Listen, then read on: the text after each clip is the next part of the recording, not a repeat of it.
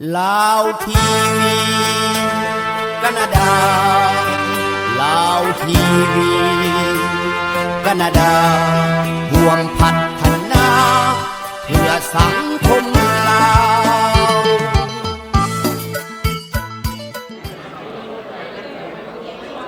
สบายดีปีใหม่ท่านผู้ชมที่เคารพรักแพงที่ทางบ้านยินดีต้อนรับทุกท่านเข้าสู่รายการสังคมลาวในต่างแดนสำหรับมื้อนี้ทีมงานเราทีวีแคนาดาจะพาท่านผู้ชมทางบ้านเข้ามาร่วมงานเฉลิมฉลองปีใหม่ลาวที่ปาลัสลาวานเมืองลาวานซึ่งเป็นซันเมืองของนครมอนทรีออลแขวงเกเบ็กประเทศแคนาดาในค่ำคืนนี้ก็แม่คณะกรรมการศูนย์สังคมพุทธและวัฒนธรรมลาววัดเทพบันดลที่เป็นเจ้าภาพได้นำพาพี่น้องชาวลาวที่นครมอนทรีออลและเขตใกล้เคียงมาร่วมเฉลิมฉลองปีใหม่นำกันซึ่งปีนี้ก็เป็นปีมะเส็งเนาะเป็นปีงูหรือว่าปีงูน้อยแล้วก็วันที่16ผ่านมานี่เนาะก็เป็นมื้อถลิงศพเพิ่นเอิ้นว่าเป็นมื้อขึ้นปีใหม่ถ้าจะแปลเป็นภาษาฝรั่งนี่ก็ย่างสิแม่นวันที่1ซังเวียบ่ประมาณนั้นเนาะแต่พวกเฮาก็ยังอยู่ในเดือนต้นๆของปีใหม่ลาวเพราะฉะนั้นก็อยากขอให้ท่านผู้ชมทั้งบ้านได้อยู่ร่วมเฉลิมฉลองบุญปีใหม่ลาวนํคณะกรรมการวัดเทพบันดลในค่ำคืนนี้และก็ติดตามรายการของพวกเฮาไปตลอดเพราะฉะนั้นจำนี้อย่างเสียงปรีเดเพิ่นจะมีการเดินแฟชั่นโชว์มีหลายอย่างที่จะมานำเสนอแก่ท่านผู้ชมทางบ้านเนาะในการรอทานนี้ก็ขอให้ท่านผู้ชมทางบ้านมีสุขภาพแข็งแรงและมีความสุขหลายๆโชคดีปีใหม่ไว้ก่อนหน้าเลยเนาะขอบใจวันบิดามารดาทางดวงตาและเฒ่าแก่ขวัญพ่อแม่ญาติพี่น้องหมู่คู่พร้อมให้มาอ้อมหักห่อโฮมกันว่ามาเยอะขวัญ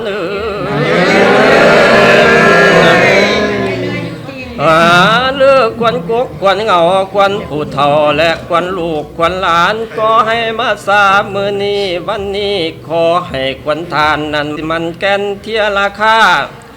ขอให้ควันทานนั้นแข็งแก่นคือหินไก่ลาดขอให้ควันทานแข็งขาดอยู่ในโลกาว่ามาเยอะควันขานว่าควันทานมาหอดแล้วอย่าเลยห่างไล่หนีให้มีความสุขขีเจริญมันแกนนะ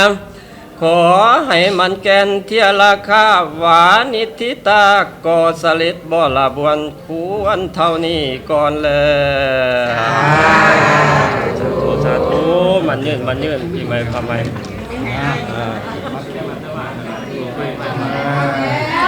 อะไรบ้างใกล้เสร็จ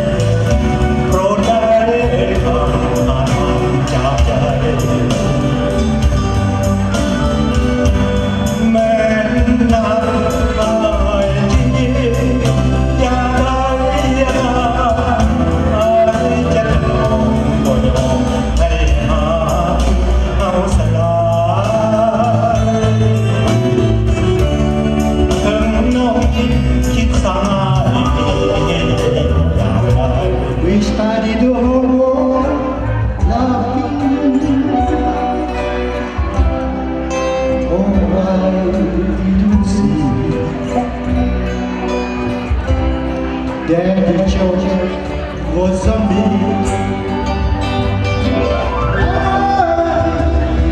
The wind is dying, rubbing my eyes over my head, and I fell out of bed, hurting my head from things that I said. ยังคอยเป็นห่วงห่วงใส่อยู่ทุกเวลายังปรารถนาให้อายสมซึ่งสุขียังคอยคิดถึงดวงใจยังคอยห่วงใยภาพดีอยากให้คนดีมีรักสุขสันต์นิรันดร์ยังคอยเป็นห่วงหาทุกลมหายใจยังคอยมั่นหมา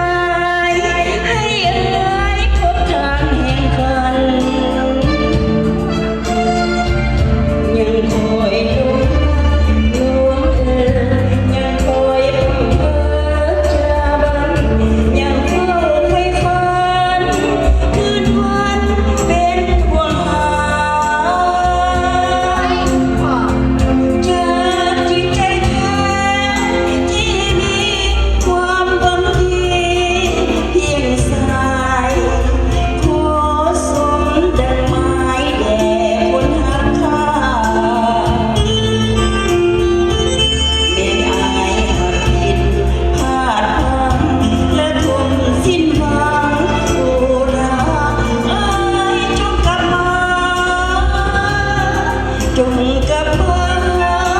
คนที่หวังดี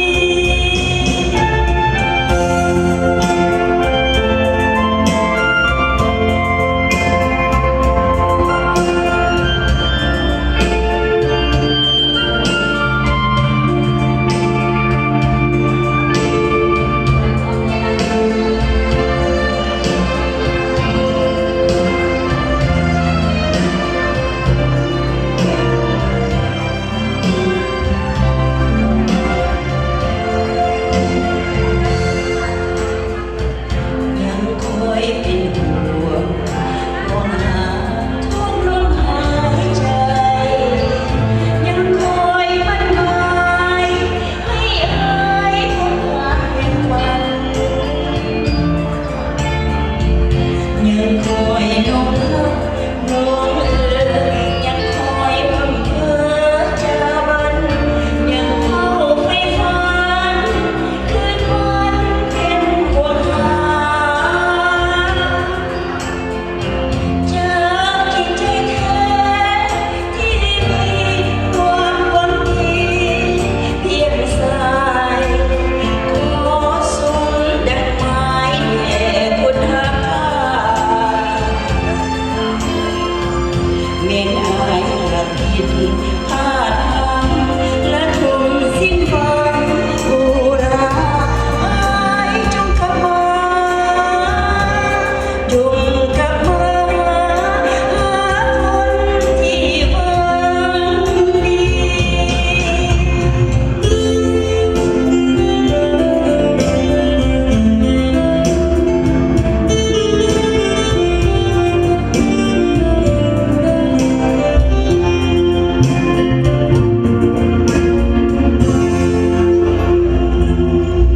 สวัสดีปีใหม่ทุกคนเนาะที่ว่ามาร่วมมือซื้อนำกันวันนี้เนาะขอบใจหลายๆเด้อขอบใจทางวงดนตรีเพิ่นเนาะ สบาย สบายดีปีใหม่ ครับฝ ส นต วั ก สดีปีใหม่ โอ้อาทิตย์แล้วนี่กับปีใหม่เหมือนอาทิตย์นี้กับปีใหม่เนาะก็ก่อนอื่นก็ขอต้อนรับแขกผู้มีเกียรติทุกท่านเนาะเข้าสู่งานเฉลิมฉลองบุญปีใหม่ของวัดป่าเทพดลของเราโอ้ขอบใจมือกล้องมากใช่ครับวันนี้ก็ดีใจเนาะที่ว่าได้รับเกียรติจากทางทีมงานวัดป่าเทพดลเนาะที่ว่าได้มอบหมายหน้าที่ให้ข้าพเจ้าทั้งสองมาเป็นพิธีกรในงานสำคัญในงานบุญปีใหม่ลาวของเรานี่ก็รู้สึกว่าเป็นเกียรติอย่างสูงสุดเนาะ อยากจะขอกล่าวขอบอกขอบใจขอแสดงความขอบพระคุณเป็นอย่างสูงแก่บรรดาแขกทุกท่านที่ได้เสียสละเวลาอันมีค่ามาร่วมงานสังสรรค์งานวัฒนธรรมประเพณีปีใหม่ลาวของคณะกรรมการวัดป่าเทพบันดลในมื้อนี้เราก็ต้องขอขอบใจหลายๆแล้วก็อยากจะกล่าวให้ท่านได้รับทราบว่าปังดังเลยหรือเปล่าแกสกุลน่ะปังดังเลยหรือเปล่าประเด็นเลยว่าถ้าได้ที่ว่ากำลังรับทานอาหารนี่ก็เป็นน้ำเป็นลิเกอร์อย่างก็เป็นฟรีหมดเนาะให้ทุกท่านที่ว่าต้องสั่งในเวลาเขากินข้าวหลังจากกินข้าวแล้วก็ไม่ได้จ่ายเงินเนาะแต่ว่าถ้ากำลังกินข้าวนี่ก็สั่งน้ำในได้ที่ว่าเบียร์เป็นจ่ายเองเลยเนาะขอเข้าใจก่อนจะเข้าสู่รายการต่างๆเนาะในขณะนี้กับพิธีก่อนทั้งสองก็ขออนุญาตอยากล้มท่านผู้มีเกียรติเกี่ยวกับเรื่องราวของงานของเราในค่ำคืนนี้เนาะอยากจะกล่าวให้ท่านผู้มีเกียรติทุกท่านได้รับทราบว่ารายการของเราจะดำเนินไปเท่าใดเนาะแม่นบ่รายการของพวกเรากำลังจะรับประทานอาหารแล้วตอน8 โมงเนาะตอน8 โมงตรงกันไปว่าเขาจะเปิดงานอย่างเป็นทางการท่านจะได้พบกับประธานบุญเนาะของงานในค่ำคืนวันนี้และก็เวลา21 โมง 9 โมงเนาะเวลา 9 โมงตรงพวกเขาจะมีแฟชั่นโชว์หรือว่าการเดินแบบอาภรณ์ของสตรีลาวเขานี่แหละต่อไปหลังจากอันนี้สำคัญสำหรับทุกท่านเนาะหลังจากเดินแบบเฮียนห้อยแล้วทางคณะกรรมการของเขาโดยเฉพาะท่านอนุริศธรรมวงศาเพิ่นจะไปเฮียนเชิญเอาสุภาพสตรีทุกโต๊ะให้ออกมาถ่ายรูปกับนางแบบของเขาทุกโต๊ะทุกท่านเนาะท่านสุภาพสตรีเนาะหลังจากถ่ายรูปรวมหมู่เฮียนห้อยแล้วเขาจึงจะมอบดอกไม้ให้นางแบบถ่ายรูปไว้เป็นซูเวอรี่ของเขาเนาะในปี2025เนาะเพราะว่าแต่ละทานก็ได้แต่งตัวมายามสวยงามแล้วก็อยากให้ได้ภาพที่ระลึกไว้เนาะแล้วก็ถ้าใดที่ว่ามาร่วมในงานนี้มีจุดประสงค์อยากมีใจใส่ศรัทธาเนาะเพื่อให้โด่งให้อย่างก็ติดต่อทางคณะกรรมการของเราเนาะสำหรับด้งในมื้อนี้เนาะแน่นอนอยู่แล้วว่างานในค่ำคืนนี้เนาะเป็นงานที่พวกเราหารายได้สมทบทุนเพื่อสร้างสาบูรณะสร้างสาและไปช่วยเหลือโครงการต่างๆของวัดเทพบันดลให้ก้าวหน้าและจะเดินเรื่องให้ประสบผลสำเร็จไปตามขั้นตอนเนาะแต่ว่าปัจจัยสำหรับในมื้อนี้ทุกท่านที่มีจิตใจใส่ศรัทธาอยากจะมอบดอกในมื้อนี้แม่นพวกเราจะนำไปทนุหลังนอกจากว่าจะนำไปทนุบำรุงวัดวาศาสนาแล้วพวกเรายังจะมุ่งไปใส่ในการสร้างหอและแทนของพระพุทธสิมาของพระเจ้าองค์ใหญ่ในพุทธสิมาเนาะแปลว่าในปัจจัยที่ทุกท่านจะเอามามอบให้ในมื้อนี้มันพวกเขาจะสุ่มใส่การสร้างหอและแทนของพระพุทธเจ้าองค์ใหญ่หรือว่าพระประธานไม้พุทธสิมาเพราะฉะนั้นหากประธานใดที่มีจิตใจใส่ศรัทธาอยากจะมอบดอกคนละ5 ดอน 10 ดอนก็เป็นอย่างให้ท่านได้ติดต่อไปทางคณะกรรมการของเขานะก็คือนางกงพระจันทร์เทพสุรินทร์และนางคำพานเพ็งสวัสดิ์เนาะติดต่อไปหาเพิ่นนุ่นท่านใดอยากจะขึ้นมามอบอยู่บนเวทีพวกเขาก็ยินดียังเชิญท่านขึ้นมาให้ท่านติดต่อกับทางคณะกรรมการของพวกเขาเนาะแล้วก็งานค่ำคืนนี้ก็มีทั้งคณะดนตรีของเขาก็มี2 วงด้วยกันเนาะแล้วก็จากทีมใหญ่ของเขาก็ทีมฝ่ายสัมพันธ์แล้วก็ดาวดอกไม้เนาะที่ว่าพอดีก็มีการให้ช่วยเหลือแล้วก็ช่วยสังคมเราเนาะอันนี้ก็ย่องสรรเสริญกับเพิ่นแล้วก็พร้อมด้วยทีมงานกับเพิ่นเนาะอันนี้ขอขอบใจหลังจากถ่ายรูปแล้วมอบดอกไม้แล้วมอบดงแล้วพวกเขาจะเข้าสู่การม่วนซื่นจนฮอดเวลา10 โมงครึ่งเวลา10 โมงครึ่งเขาจะได้มีการยกสลากรางวัลเพื่อเป็นรางวัลที่ระลึกหรือว่าเป็นรางวัลน้ำใจแก่ทุกท่านที่มาร่วมในงานเนาะหลังจากนั้นขออนุญาตชี้แจงเกี่ยวกับ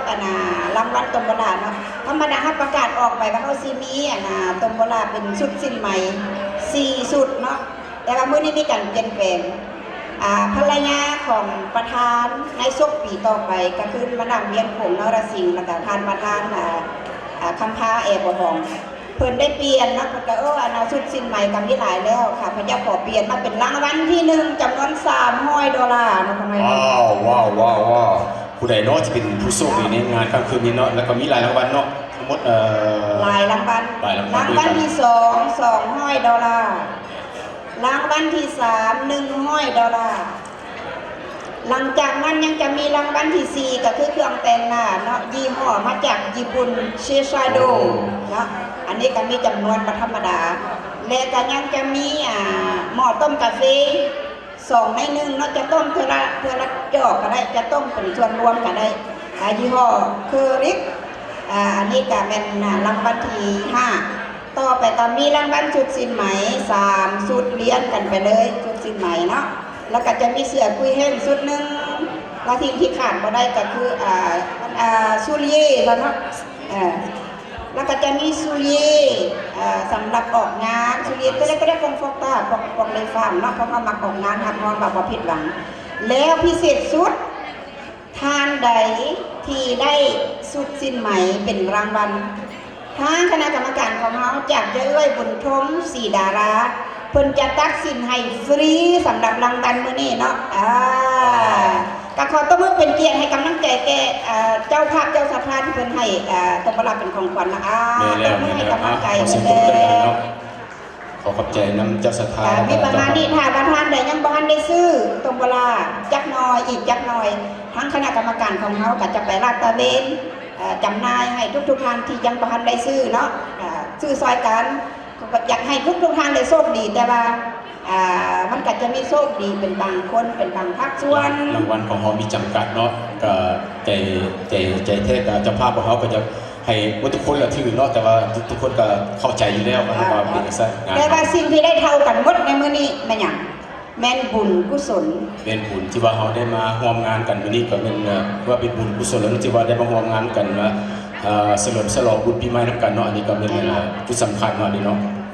ของเราได้มาร่วมกันเฉลิมฉลองบุญปีใหม่แล้วมาร่วมสนุกสนานนำกันมวนซื่นสนุกสนานแล้วยังได้บุญอีกจะเอาซ้ำได้ชอบหาบ่ได้เลยเนาะตบมือเป็นเกียรติให้ท่านผู้มีเกียรติทุกท่านตบมือตัวเองจักหน่อยขอเสียงปรบมือดังๆให้ทุกท่านแขกผู้มีเกียรติที่ว่าได้เสียสละเวลาอันมีค่ามาในงานในค่ำคืนนี้ก็ทุกเวลาทุกนั้นก็มีสำคัญสำหรับทุกท่านนะแต่ว่าท่านก็ได้เสียสละเวลามาในงานอันนี้ก็ขอย่อแล้วก็ขอบใจทุกท่านเนาะที่ว่าให้เกียรติเสียสละเวลามาในงานก็ขอเชิญรับประทานอาหารด้วยความแซ่บซ้อยอีกจักหน่อยพวกเขาจึงมาเข้าสู่บรรยากาศอย่างเป็นทางการเนาะเป็นแล้วก็ขอเชิญรับประทานอาหารและถ้าใดที่ว่าอยากสั่งน้ำสั่งอย่างก็ตอนกินข้าวนี่เป็นฟรีเนาะก็ขอสั่งได้ตามสบายน้ำมันไหม้แล้วก็น้ำอัดลมเนาะ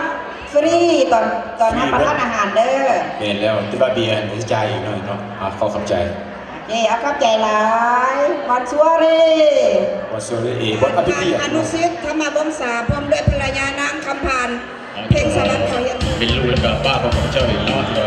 ขึ้นเวที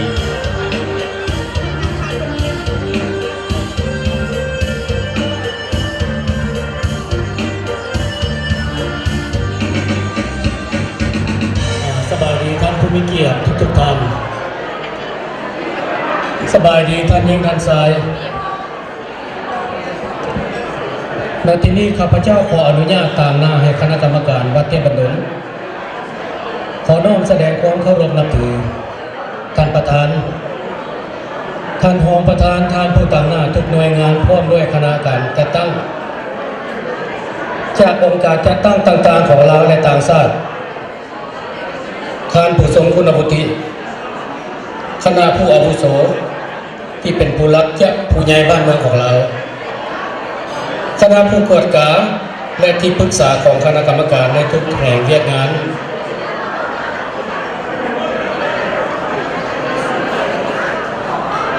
เพื่อนมิตรสหายอ้ายเอ้ยน้องหญิงซ้ายในวัดเทพบันดล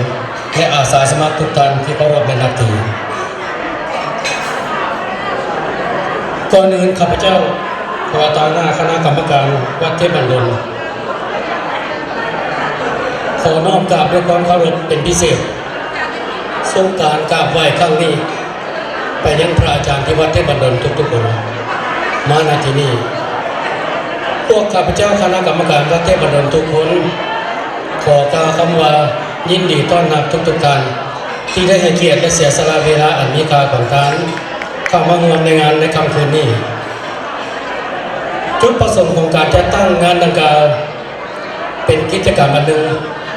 เพื่อสร้างความหักแพงความสามัคคีความมวลซืนในสังคมลาวและที่สำคัญเป็นการรักษาขนบธรรมเนียมประเพณีอันดีงามของเราเช่นการผูกแขนสู่ขวนการสมมาและก็อยากให้ลูกลาวหลานลาวเขาได้เห็นและสืบต่อรักษาซึ่งพิธีงานอันนี้เอาไว้ก็แม่นอยู่ในเดือน5หรือที่พวกเขาส่วนใหญ่เอิ้นกันแบบทั่วไปว่างานบุญเดือน5บุญสงกรานต์ปีใหม่ลาวซึ่งหาก็ผ่านไปวังบ่ดลนี้คำว่าวัฒนธรรมและประเพณีหลายคนเข้าใจว่ามีความใกล้เคียงกันหรืออาจเข้าใจไปว่ามีความหมายเหมือนกันแต่หากขยายความอย่างลงลึกแล้ววัฒนธรรมประเพณีก็มีความแตกต่างกันวัฒนธรรมเป็นสิ่งแสดงออกถึงความเป็นเอกลักษณ์ของชาติลาวที่คนลาวทุกคนควรภาคภูมิใจมีวัฒนธรรมลาวมีความโดดเด่นแสดงออกถึงความเป็นชาติลาวเส้นลาวเฮามีภาษาเขียนที่มีลักษณะโดดเด่นมีสระมีวรรณยุกต์และเป็นเอกลักษณ์ของชาติลาวอีกประการหนึ่งวัฒนธรรมลาวหมายถึงวิถีชีวิตของคนลาวในสังคมลาวซึ่งเป็นแบบแผนประพฤติปฏิบัติที่ดีงามและเป็นการแสดงออกถึงความรู้สึกนึกคิดเช่นมีความเคารพความนับถือความอ่อนน้อมการแสดงกิริยาการกล่าววาจาด้วยมารยาทอันดีงามในสถานที่และสถานการณ์ต่างๆในสังคมและใช้ได้แม้กระทั่งในครอบครัวให้สามารถผู้เข้าใจทราบซึ่งและยอมรับใช้ปฏิบัติความกันอย่างสันติและสิ่งเหล่านี้จะนำไปสู่ความปรองดองความวัฒนถาวรส่วนคำว่าประเพณีเป็นกิจกรรมที่ได้รับการปฏิบัติอย่างต่อเนื่องเป็นเอกลักษณ์เฉพาะตัวมีความสำคัญต่อสังคมเช่นการมุ่งถือภาษาวัฒนธรรมศาสนาศิลปะกฎหมายคุณสมบัติศีลธรรมความเชื่อถือและอื่นๆเป็นแรงกำเนิดของวัฒนธรรมของสังคมได้กลายเป็นที่ของประเพณีและได้รับการสืบต่อผ่านมาหลายรุ่นประเพณีสามารถเอื้อนว่าวิถีชีวิตในสังคมโดยเฉพาะเป็นศาสนาที่มีอิทธิพลที่สุดต่อประเพณีของเราศีลวิหารวัดมันสะท้อนถึงอิทธิพลของพุทธศาสนาต่อสังคมเราและแสดงให้เห็นว่าคนลาวทุกคนให้ความสำคัญต่อการรักษาพุทธศาสนาด้วยความเอาใจใส่อย่างจริงใจข้าพเจ้าขอตามหน้าให้คณะกรรมการวัดเทพดลอีกครั้งหนึ่งขออวยพรในทุกท่านจงมีความมวลซืนรื่นเริงมีความสนุกสนานและขอให้ทุกท่านโชคดีปีใหม่ในพุทธศักราช 2568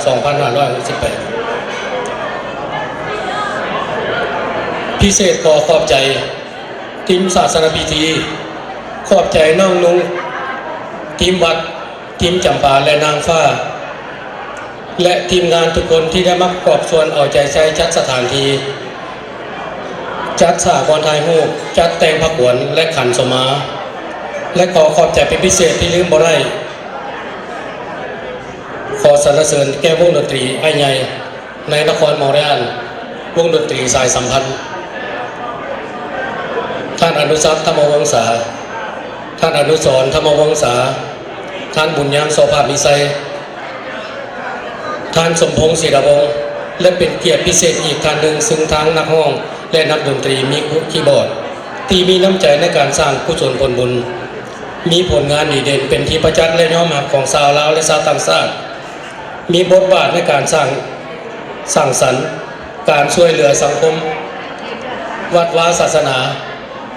ขอเสียงตบมือให้สองวงดนตรี ทานตุ้ยสอดสังวานและวงดนตรีสายสัมพันธ์ทั้งสององค์จะนำพาพวกเรามวลซืนเรื่องไปอย่างสนุกสนานเป็นกันเองจนงานจบในค่ำคืนมื้อนี้หากการจัดงานของพวกข้าพเจ้ามีการผิดพลาดขาดตกบกพร่องข้าพเจ้าขอตามหน้าคณะจัดงานขอกราบประทานอภัยมาณคณะที่นี้ด้วยขอบใจหลายๆโชคดีปีใหม่ ขอเสียงทุกดังให้ประธานของเราเนาะลุงอนุสิทธิ์วงศาและก็พ่อด้วยมาดังพระคุณพานเพชรสวัสดิ์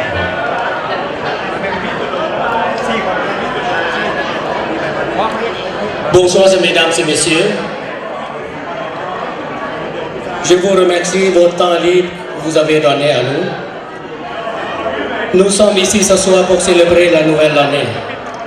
La comité administratif du CCCDL, le Waté Bandon,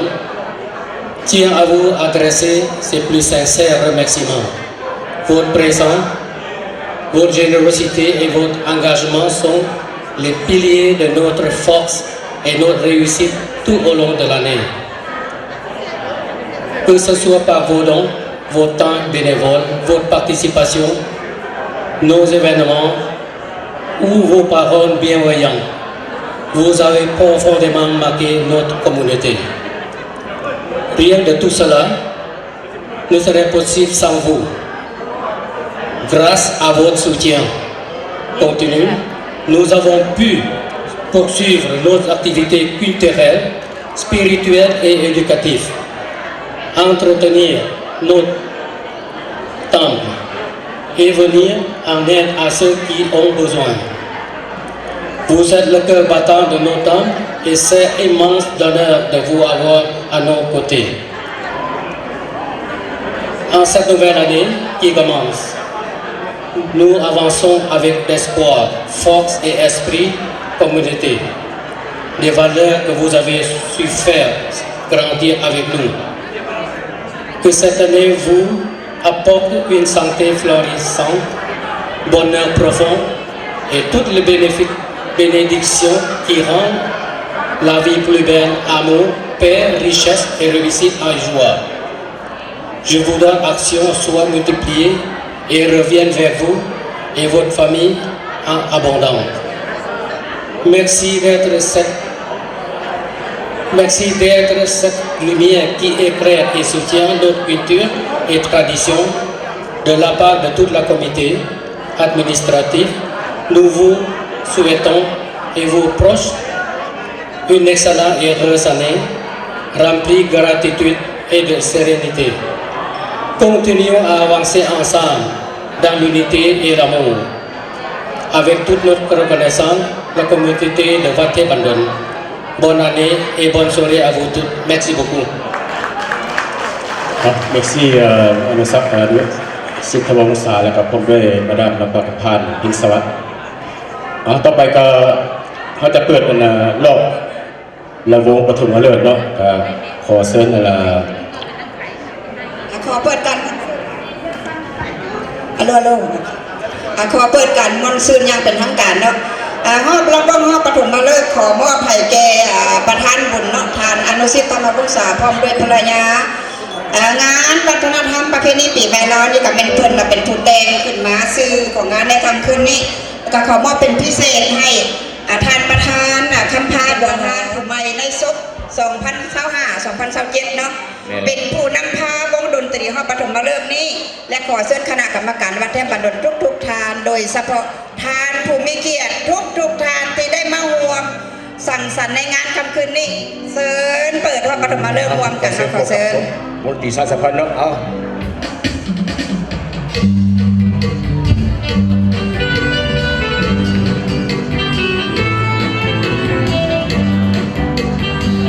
ขอเชิญนะขอเชิญรายการบุญเราได้เริ่มขึ้นแล้วสวัสดีปีใหม่สดใสรื่นเริงสำราญเทพไทยจงได้ประทานพี่น้องลูกหลานจงสำราญวันใจสวัสดีทั่วกันสุขสันต์สื่นบานเรือนโรคภัยไข้เจ็บจงหายขอจงมีใส่ตลอด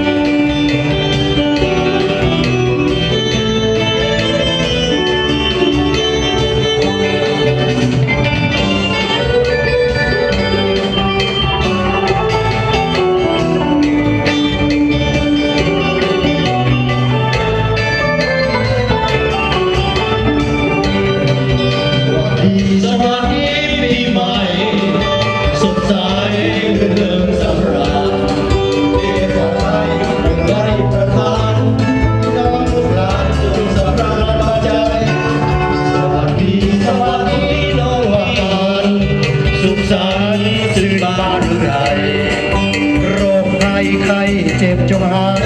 ขอจงมีใสตลอดไปทั่วกาลเก่าหมดแล้วท่านเอ๋ยปีใหม่มาเสยเป็นปีสุขสันต์ลืมความทุกข์โกรธแค้นเคืองกันไม่เอาโหสิกันฉลองวันปีใหม่สวัสดีสวัสดีน้องดีสุขี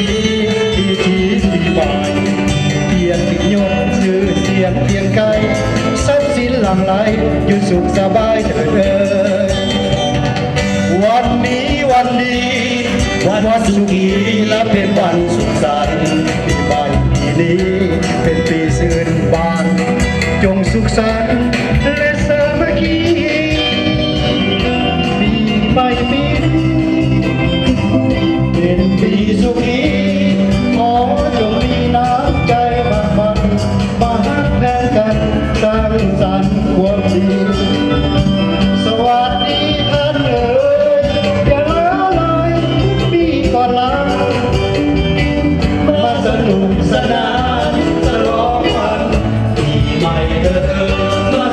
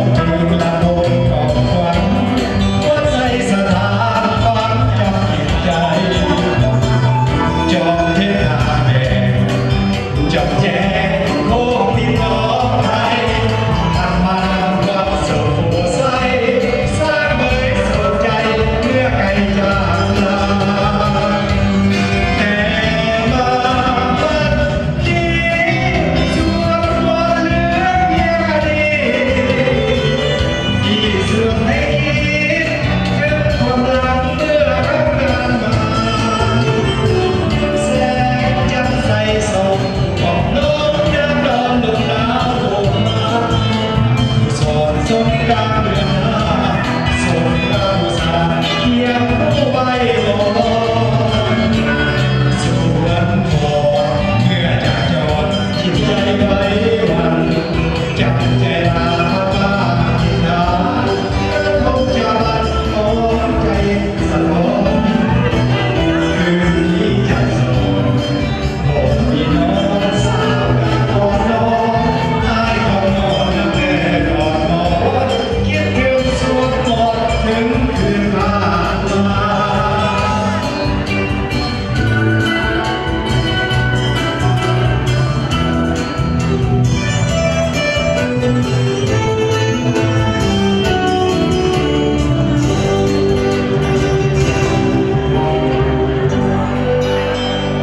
ขอบใจหลายๆ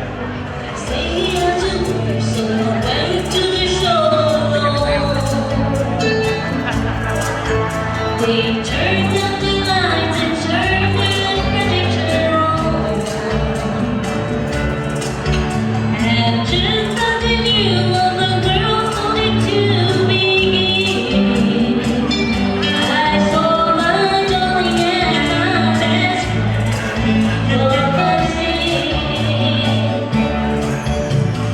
Oh, I love you,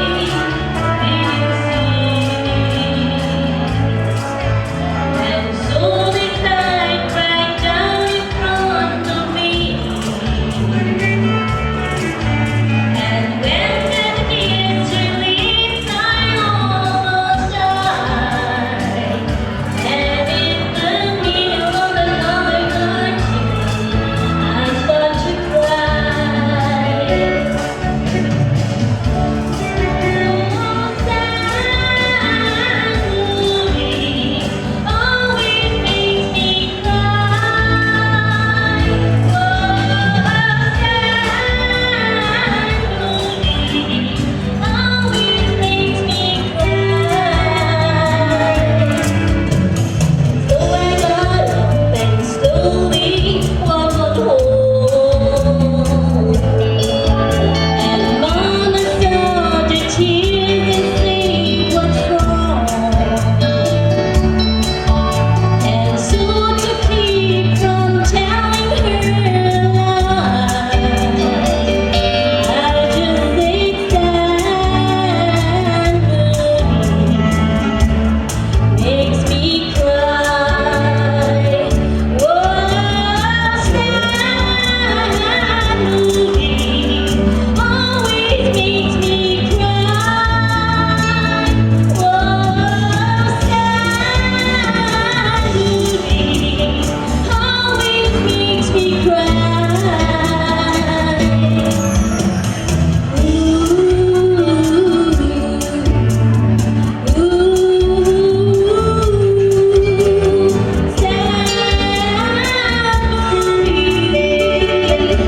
Makes me cry.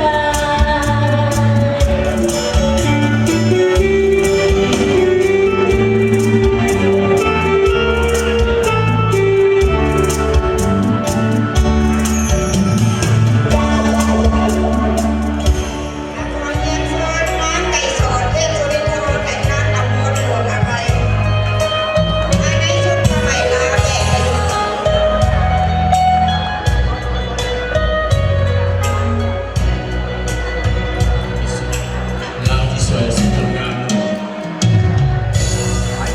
เพราะว่าใจดีเป็นอะไรเพราะว่าสาวเราที่ว่าสิ้นใหม่เสื้อใหม่และก็ภาพเดียวกันที่สวยสุดงามเป็นประเพณีลาวของเป็นด้วยกันเนาะที่ว่าสาวเราบุคคลลืมประเพณีที่งามของเขาเพราะว่าจะเป็นสุดสัตว์เราเป็นลาวข้างลาวเนาะมีเรา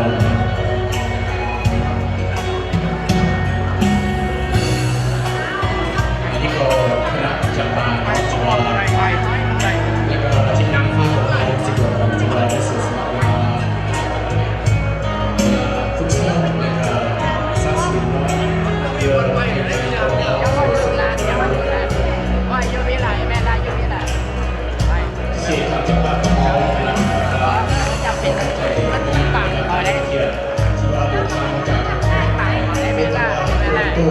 ข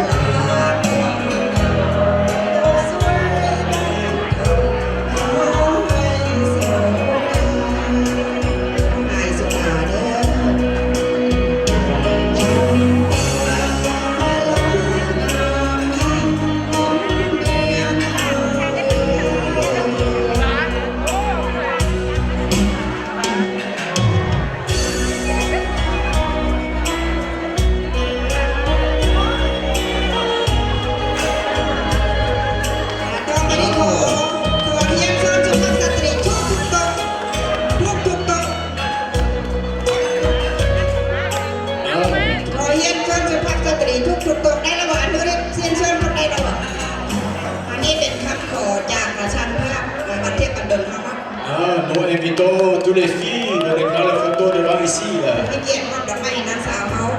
จะมีมาดามคำพานเพชรสวัสดิ์มาดามเวียงกรุงนรสิงห์และมาดามไก่สอนเทียมเนาะให้เตรียมไว้หลังจากถ่ายรูปแล้วเรามาถึงมอบดอกไม้อะไรนางแบบมาเด้อสุภาพสตรีมาเด้อ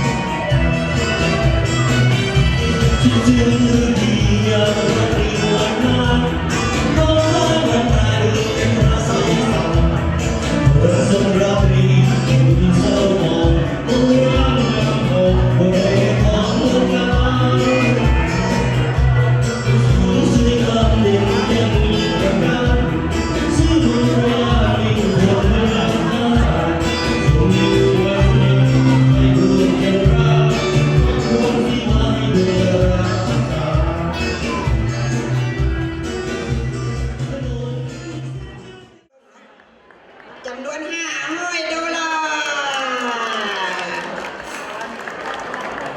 ยังมาหยุดคือกันให้เราพิจารณาดีๆ จับภาพจับภาพ แรกไปยุการไปถ่ายดี ตามที่ได้กล่าวไปแล้วในขั้นต้นต้นมื้อนี้เนี่ยมันพวกเราจะนำไปทนุบำรุงวัดวาอารามแต่จะมุ่งไปสู่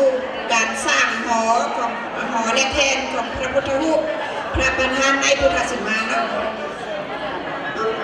ต่อไปขอเรียนเชิญนางมณีวรสิริโภคำและทานสวรรค์ทองพรหมสมบัติขึ้นมามอบดอกเนาะในขั้นต่อไปขอเรียนเชิญยายเอ้ยอุดมพุทธมาและท่านหมอองค์พันธ์พุทธมา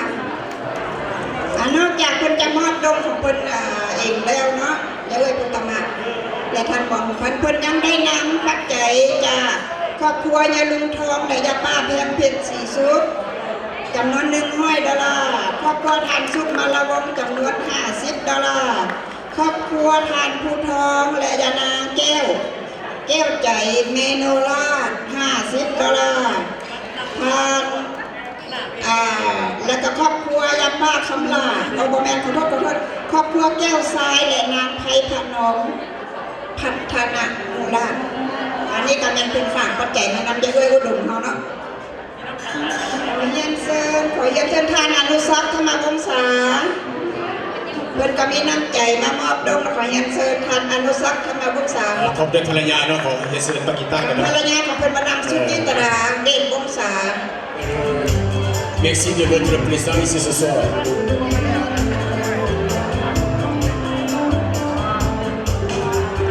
ข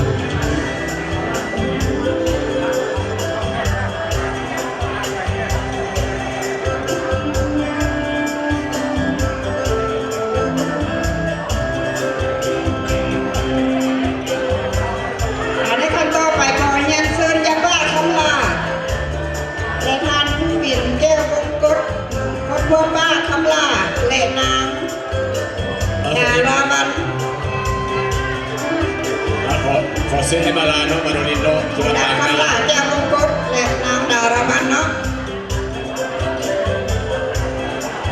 โอเคหันมาลา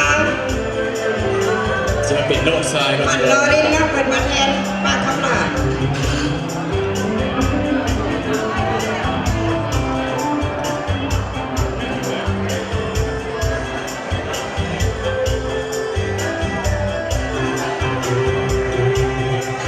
ต่อไปขอเฮียนเซินทานสินตันซิริมันก็จะขึ้นมามอบต้องเช่นเดียวกันขอเฮียนเซินทานสินตันซิริ ท่านสิงห์ตัศรีนี่ก็เป็นผู้หนึ่งผู้สำคัญเนาะที่ว่า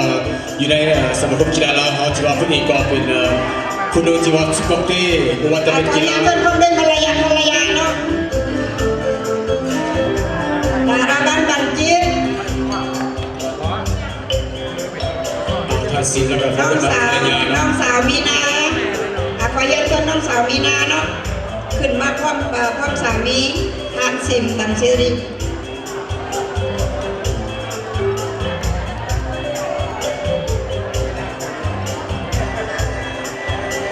ที่ก็มาก็คือภรรยาของท่านสิงห์ตัศรีเนาะผู้นี้ก็เป็นผู้หนึ่งสำคัญในสังคมลาวของเขาเนาะที่ว่าใส่สาระของเขาอยู่ที่นครมอยของเขาเนาะโอ้ นี่ก็นำใจจากท่านสิมตันสิริพร้อมด้วยน้องดาราบันบันจิตนะ และจำนวน จำนวน500 ดอลลาร์ขอบใจหลาย บอกว่าจะเป็นงานในเนาะทางสินตันสิริของเขาเป็นก็เป็นผู้หนึ่งที่ว่าสำคัญในสังคมลาวของเขาเนาะว่าจะเป็นงานสตรีลาวงานใดเพื่อก็ให้เกียรติส่งเสริมแล้วก็นี่ก็ขอ ต่อไปขอเยี่ยมเพื่อนท่านคุณจำลุนพุทธคันติพร้อมด้วยภรรยาเนาะขึ้นมามอบดงเนาะ ขอบใจทางสินเนาะ ขอเยี่ยมเชิญขอเยี่ยมเชิญ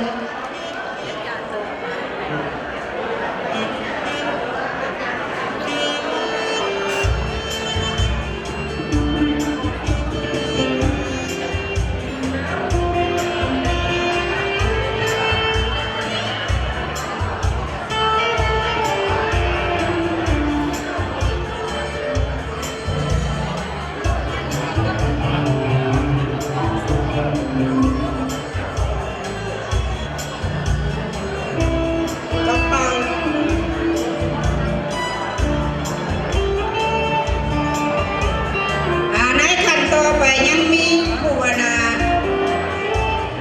รถถ่ายน้อยหนึ่งเพราะว่าทานศิวิไลซอยสัมบานในงานประธานสโมสรลาวสามัคคีเพิ่นก็จะมามอบดงเช่นเดียวกันนะจำนวน200 ดอลลาร์ ขอเชิญแม่ศิวิไลสอสองวันเนาะพร้อมด้วยภรรยาเนาะขึ้นมาถึงวิธีพบกันต่างหน้าสโมสรและสมาชิกของเขา อันนี้ก็คือเจ้าศรัทธาทั้งหลายที่มีน้ำใจใส่ศรัทธาเนาะมอบดงให้วัดเทพบันโดนเพื่อจะนำไปทำนุบำรุงสร้างสาวัดบ้านอารามและโดยเฉพาะดงในคำคืนนี้พวกเขาจะนำไปสร้างหอและแทนของพระพุทธรูปพระประธานในพุทธสิมาเนาะก็ขอให้ทุกท่านจงมีแต่ความสุขสุขภาพแข็งแรงได้ดังความมักความปรารถนาทุกท่านนี่ก็เป็นต่างหน้าคณะกรรมการวัดเราสามัคคีธรรมารามและพร้อมเดชประธานของเป็นการคือทานพุทธิไซพุทธวงศ์เนาะขอขอบใจหลายๆ ขอขอบใจหลาย ขอให้บุญข้ามบุญสูคุณพระรักษาเนาะขอให้คุณพระศรีรัตนตรัยจงปกปักรักษาทุกทานที่ได้ให้ดงในค่ำคืนนี้และทุกทานที่เสียสละเวลาเข้ามาร่วมงานในค่ำคืนนี้แน่นอนที่สุดผลลัพธ์ไร้หักของพวกเขาในค่ำคืนนี้พวกเขาจะนำไปทำนุบำรุงวัดวาอารามวัดเทพบันดลซึ่งในขณะนี้ก็มีการก่อสร้างที่ประยุทธ์ประยอนและพวกเขาก็จะพยายามให้พุทธศิมาของเราให้มันเสร็จสิ้นในเวลาอันควรเพื่อพวกเขาจะได้ไปมอบฉลองน้ำกันผลประโยชน์ผลงานต่างๆได้เป็นผู้ประทับในคำคืนนี้ผู้ข้าก็อยากจะรายงานให้ท่านผู้มีเกียรติได้รับทราบนำหน้าหลายท่านก็ได้ไปวัดเทพบันดลหลายท่านกับท่านได้ไปเนาะเจริญรุ่งเรืองขึ้นเรื่อยๆย้อนอย่างก็ย้อน5 ดอน10 ดอนงานเฉลิมฉลองปีใหม่ลาวในคำคืนนี้จากคณะกรรมการศูนย์สังคมพุทธและวัฒนธรรมลาววัดป่าเทพบันดล ซึ่งให้ซื้องานนี่บางานวัฒนธรรมประเพณีปีใหม่ลาวสำหรับค่ำคืนนี้ก็ได้สิ้นสุดลงแต่เพียงเท่านี้ก็หวังว่าท่านผู้ชมทางบ้านจะได้มีความสนุกสนานไปกับพวกเขาและก็ท้ายนี้ในนามคณะกรรมการวัดเทพบันดลและก็ในนามคณะทีมงานเราทีวีกนาดาและในนามส่วนตัวของข้าพเจ้าเองก็ขออวยไส้ให้พรปีใหม่ลาวขอให้มีแต่ความสุขกายสบายใจขอให้มีสุขภาพแข็งแรงพรใดที่ประเสริฐพรใดที่เลิศล้ำจงบังเกิดมีแก่ทานผู้ชมทั้งบ้านทุกทานอายุบรรโนสุขขังพลังโชคดีปีใหม่ตลอดไปสบายดี